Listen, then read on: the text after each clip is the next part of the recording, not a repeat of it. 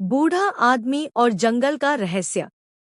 एक घने और सदियों पुराने जंगल के बीचों बीच एक टूटी फूटी झोपड़ी में दादू नाम का एक बहुत बूढ़ा आदमी रहता था।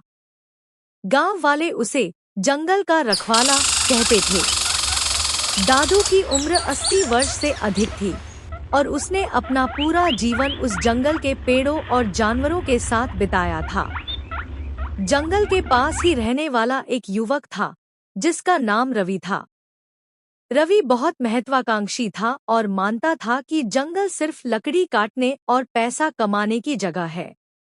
एक बार रवि ने जंगल में घुसकर एक बड़ा क्षेत्र साफ करने और वहां फैक्ट्री लगाने की योजना बनाई।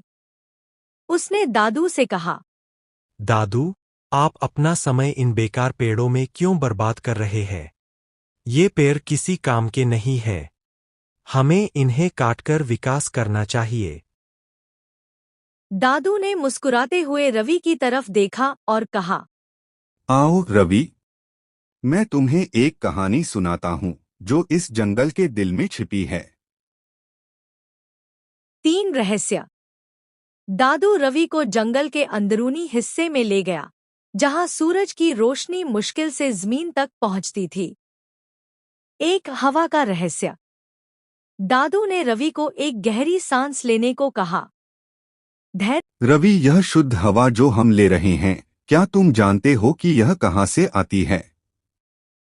हर एक पत्ता, हर एक पेड़ हमारे लिए यह जीवनदायी हवा बना रहा है। अगर ये पेड़ कट जाएंगे तो तुम्हारी फैक्ट्री को चलाने वाले लोगों को सांस लेने के लिए यह हवा कहाँ से मिलेगी? धैर्य का रहस्य।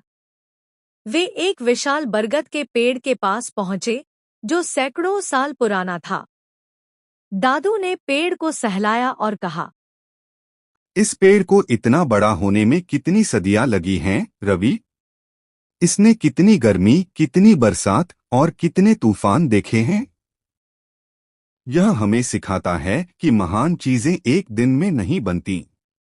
धैर्य और लगातार टिके रहना ही सबसे बड़ी दौलत है। आवाज का रहस्य।